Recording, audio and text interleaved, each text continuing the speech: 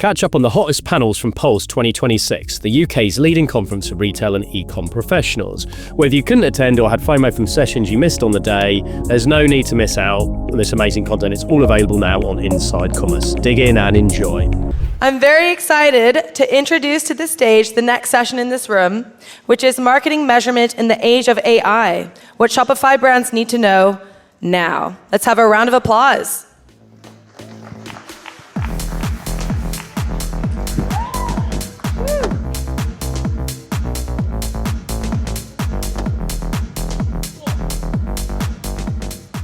Hello there, everyone. Well, thanks for joining us. As not as billed in the brochure, we've got a whole team of us here chatting about AI. I'd love to introduce, but first of all, I'm the founder of Littledata. We're the data layer for Shopify. We help Shopify brands make it ridiculously easy to get all their custom data into the major marketing channels they're using. So, on my right, I've got Ted. Do you want to introduce yourself, Ted? Yeah. Hey guys, I'm Ted. I'm the CMO of Grind. We're a coffee company, formerly lots of cafes. God, it's really bright up here. Yeah, it is. I don't see anyone at all. Maybe there's no one there. So we have coffee in real life, and now more recently online. Actually, a few years on, we're now in kind of all the major UK supermarkets, do all the coffee for Soho House and British Airways internationally. Yeah, we're kind of the UK's challenger coffee business. And Daniel? Hi everyone, I'm Dan. I'm head of growth at Omni. We're a pet food brand focused on allergy-friendly food and supplements for the health of dogs. And Will. Hi, I'm Will. I was one of 6 original partners of Shopify Plus. Way back in the day, I've helped build hundreds of brands from just idea to household name, and excited to talk today. Thanks, guys. Well, we want to go a bit broader than marketing measurement, but I think one of the big things I feel about AI is that Meta, Google, Klaviyo, they're all investing heavily in AI automation. And I think we heard from Josh earlier that Meta particularly has his vision of wanting to be able to do all of the creative, all the targeting, really completely automatically on their platform. So how are you thinking about improving the signal you feed that algorithm? And maybe we'll start with you. Yeah, I think first off, don't overcomplicate it and think about what you have, where your customers are interacting with your brand, and then make sure that those touch points are cohesive and the data in that is clean. I think the average brand has somewhere between 20, that you get bigger, up to 100 apps. And so there's a lot of noise in that data. And so if you can clean that up and then downstream, agentic AI takes over at some point in the future, instead of suggestive AI, it can really take a lot of noise out and then prevent wasted ad spend and hopefully get more revenue for the brand. Dan, what do you reckon? I mean, how do you kind of, in a world in which everyone's trying to use the same Google, Meta, Klaviyo stack, how do you sort of get a better signal? Yeah, I mean, we use Littledata, of course, which is plugged into all of those platforms. And it's quite, it's a seamless kind of plugin, and really, since we launched it, we don't have to kind of think about it too much. It was something that we launched last year, working with you guys in June, and a very simple kind of integration. But now, off the back of that, we did see an improvement in kind of the algorithm. So what it's about is getting that clean data that you talk about into those platforms to kind of feed your algorithm correctly. And then, the traffic that then comes perhaps to your site is better optimized, and then you can convert them better, and then it just keeps that sort of flywheel, as it were, going. Teddy? Yeah, I think we for the last kind of few years, or kind of beginning seeing kind of Klaviyo start seeing the first couple of AI tools there, maybe 3 or 4 years ago, for the first little kind of generative subject line, as I was talking about earlier. Sparkle's icon, the sparkle icon when that appeared. I think from that point, we kind of were just really trying to tie up a kind of data layer in a way where we could just have everything in the right place, just because who knows what kind of newfangled tools someone's going to cook up, and we want to make sure we have all the data there. I think that we went through a process of looking at what was available and maybe speaking to people in the market about like what, and obviously there are plenty of people willing to sell you a kind of data layer in there, but actually we realized that what we had, just through kind of pulling together a couple of these kind of key platforms, actually we had a lot of the data we needed there, and then we could then build upon that moving forward. Yeah, and I think just to pick up that last point, actually, that ahead of the curve. I mean, I think a lot of the brands here are probably ahead of the curve here. But you say that the inevitability with AI is there are tools going around the pipe, either developed by these marketing giants or by independents which will make more use of the data you send. So to Will's point, if you have holes, inconsistencies in that data, it's just going to get more highlighted. So kind of what, data is a broad thing, lots of different types of data, but Dan, perhaps to start with you, what data matters most when you're thinking about kind of enabling AI in marketing? It's very broad. I think all data helps, to be honest with you. But I guess you've got the customer behavior and customer for us. I guess it's learning about our customer alongside the data we're putting out there and how to optimize, and it kind of all comes together to help you understand your customer to then put the right data into those platforms to find those customers. And that's about sort of better personalization, I guess. The more you know about the person you're marketing to, in simple terms, that's more relevant you can be. It's AI, but it's still the traditional marketing rules, I guess, apply. It's just applied in a different way and a more, grander scale way. And then, Ted, I know, for you guys, obviously subscriptions are a big thing, and obviously the particular challenge kind of getting subscription data and lifetime value to power the marketing, right? Yeah, so I think our D2C business is split probably pretty evenly between subscription and what we would call like one-time purchase. So I think being able to combine that in a way that kind of makes sense and is kind of coherent is really good. But also I think additionally now as we've kind of expanded beyond D2C, having this data in the right shape and having kind of some of this other kind of secondary secondary and tertiary kind of customer metadata is also really valuable for us as we are increasingly kind of finding ourselves in room with grocers and kind of explaining to them what our customer profile is in a way that I don't think that other competitors are able to do. I think that D2C has been such an incredible kind of springboard for us, and kind of with the groundwork we laid with Klaviyo and Littledata and Shopify has been really useful in being able to evidence not only the interest in the brand and the fact that people want to buy our products, but also the fact that like we've got a really great understanding of who these people are, where they live, and the way they're moving through our kind of purchase funnel. Well, obviously, let's talk about. We're talking about customer data, customer event, behavioural data specifically. But what do you feel is like the most important kind of things to get right to enable that AI to let rip? I think it depends on the brand. If you're a single SKU repeat cabinet brand, it's going to be a bit different on what you could remarket them, what they might purchase. The frequency and stuff. If you're launching new products, kind of what did they buy first? Is it them buying for them or them buying for someone else? How quickly do they convert? So there's a lot that you can do in the data quite simply today that I think if you can just gather whatever is true to your brand, where they are, kind of their gender, how they're doing it. And I think each region that would change as well. But I think it's the brand understanding kind of how they want to market, what they want to track, and then how personalized do they want to be. And then, there's a whole bunch of apps that you can just download to help with that, right? So I was interested in the keynote this morning. Josh was saying some stats about the survey of what people are actually using AI for in their business. Actually, just copywriting was the biggest one. I guess that is obvious, but interesting analysis and content creation quite little, like 10%.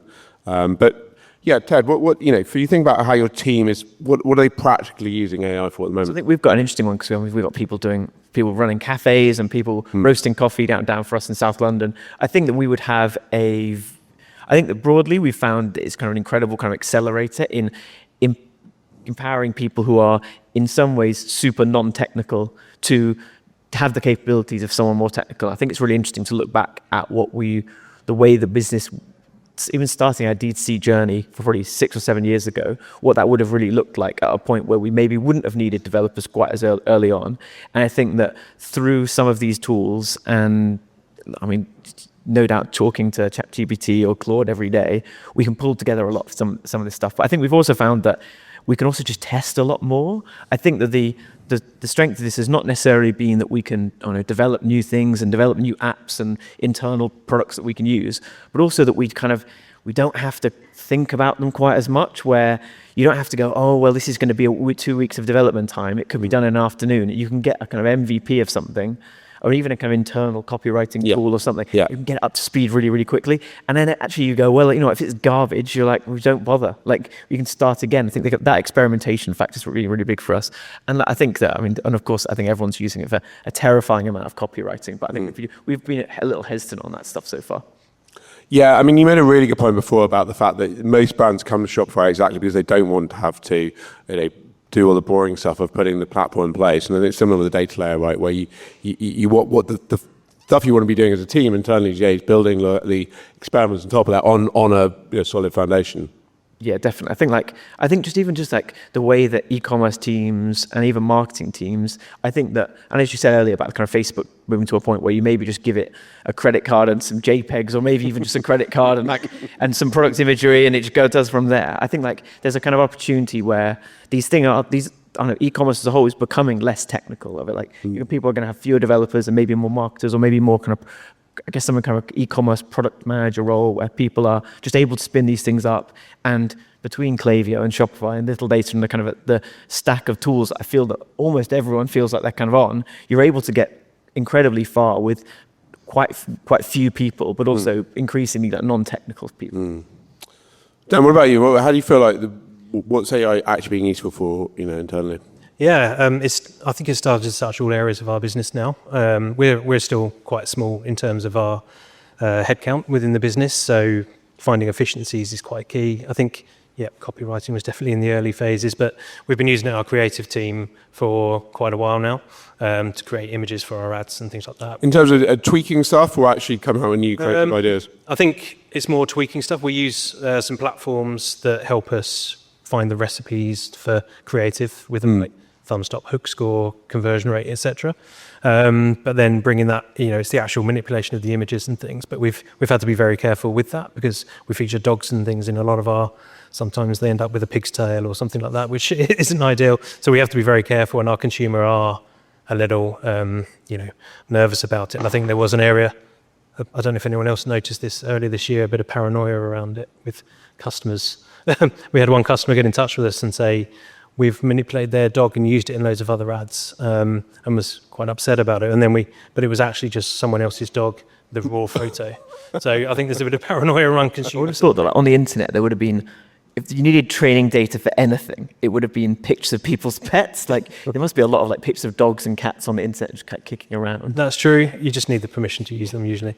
But yeah, so creative, it's been popular for a while for us, but right now it's really in reporting. So we just started working with a new analytics platform, and that has unlocked a lot for us. I'm sure some other people here can relate to being in a small team, but you have lots of unknown questions about what are customers doing in this area? How does this product behave? And you didn't have dashboards that answered those questions, whereas now you can ask the AI and kind of get a really good response very quickly. I think what's interesting about that though is it sort of uncovers the gaps, right? Because if you have a surface level dashboard, it all looks good, but then you ask the AI, how does that drill down? It's like, oh well, we don't capture that. So it's just the challenge, isn't it? When you start going deeper, you need deeper levels of data. Yeah, I think it's still, there's the critical thinking that needs to happen still with the human, but you need to be aware of what you've asked it to do and what it actually has access to pull the kind of conclusions together. Because if it doesn't have the right data, then it's not going to give you a proper pitch, and you need to be able to still think for yourself a little bit around that.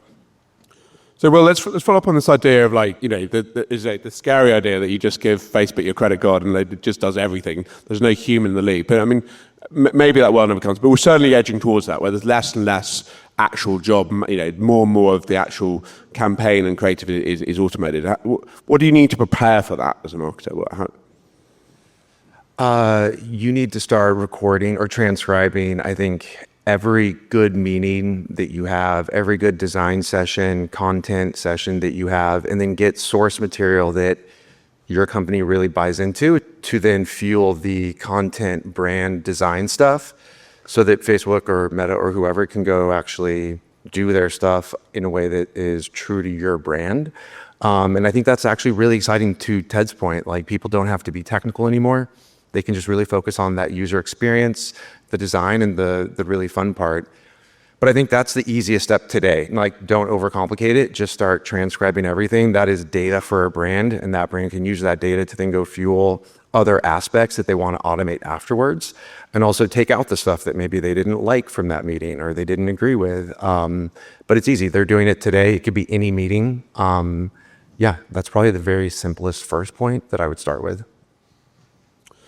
So I mean, let's come on to this idea of balancing, AI with human judgment. I mean, I think there's lots of stuff it can do, but there's still quite a lot of things where, you were talking about copy, and the fact that I think we all feel there's a bit of there's still a bit of a gimme when people have used AI heavily in copywriting. I think copy's not. I mean, it's kind of we have two people in our team who are both. One of them does it full time, and the others, both of them are incredibly talented. I think they've got a really unique kind of tone of voice, and I don't think that it's kind of. I think that it's been interesting that it's been something that AI seems to have, or claiming to have conquered so quickly. In that, and look, of course, like a lot of brands, that we've got kind of 5 or 6 years of data of that. We're like, you know what, you can do a pretty good job of it, but I think that there's something. It still is not totally great, and I think that we're kind of seeing it as an opportunity, in some ways, to have different sets of skills within the business rather than just to have. I mean, I kind of want to have fewer technical people and more creative people to do more creative, exciting work. And to be honest, I don't think we're in any rush to the kind of hand your credit card version over. I think also you just kind of get something. I think people have a real I think there are probably brands out there. I mean, really real dark side e-commerce brands. I'm sure we'll be very quick to that. But I don't know. We're quite happy to be a bit of a Luddite on some of the creative stuff.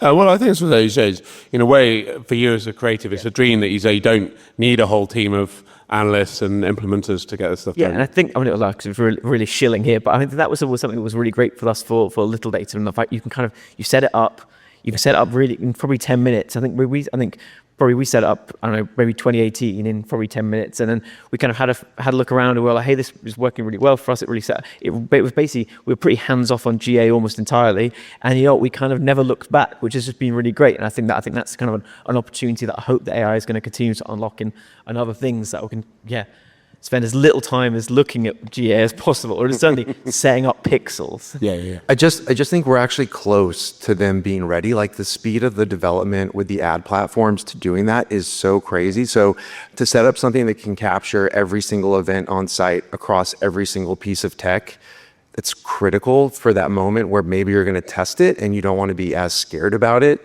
Maybe limited budget, cap it at $50 and then do it. But I know it's like, I don't want to do it yet, but it's there and it's coming down pretty quickly. Dan, what about you? What's the role for human judgment, and where's AI going to just take over everything, and where do you think the humans need in the loop? I do think humans will still need to be in the loop. I think it's really interesting for the industry and all industries really, that something new has come that's massive and we all need to learn. I think it's been a long time since we've probably felt that. But it can also be quite daunting because of that too. So I'd just advise people to start dabbling. It doesn't have to start making decisions for your business straight away. You can, everyone, I guess, started with the copywriting. It's a nice, easy way to start to understand how prompts work and how you can get things out of it. And then you can start to build up your knowledge relatively organically like that. I think it is quite daunting that there's so much you could do, and as you say, the change is rapid as well. But I think if you start dabbling, then you learn what the capabilities are and where human judgment is still required, as long as you can remember that you still need that. And the AI can't necessarily do everything. It can only do what you've sort of asked and given it the power to do. I mean, I think, agreeing with Will, that it definitely accelerates the speed of everything, which you say, it feels very overwhelming. And I like Ted's point that you said that almost to think about these things as throwaway experiments. The fact is, it really took you very little time to kind of to roll it out and say, if it doesn't work, then throw it away and try something else. And that's the spirit of experimentation I think we all need. Last quick question for all of you, what? If you're going to pick one area over the next year where you think AI is going to just make a massive difference to your brand, your marketing efforts, where do you think it is? Thanks. I'm going to sort of just reiterate the reporting for us. It's unlocking so much data and insight for us that really helps us make the right decisions, whether that's acquisition related, retention, or lifetime value. We're being able to unlock real pockets of information that could be needle movers for us. Ted? I think probably for us, probably communication. I think we've kind of got a relatively large team, or relatively large team. We have 300 people in the UK, 250 of which like are baristas, which is great. But but I'd say that even with our team of just like having the kind of communication tax we're continuing to pay as we get bigger, like the idea that someone goes, hey, what's the dimensions on product, blah, blah, blah. And it's in something somewhere, but like being able to have people, even especially onboard new people to the business and be like, hey, you can kind of ask this thing for any information about the business has been something that I think we've only really recently been able to kind of get our head around.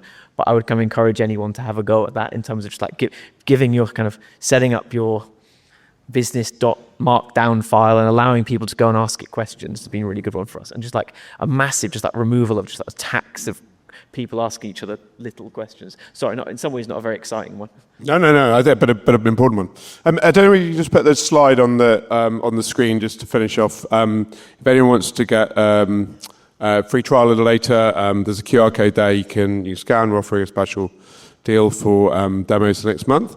And we'll be around at the conference for a few hours. So if you have any questions, please come and find us. Thank you very much. Thanks, guys. Thank you.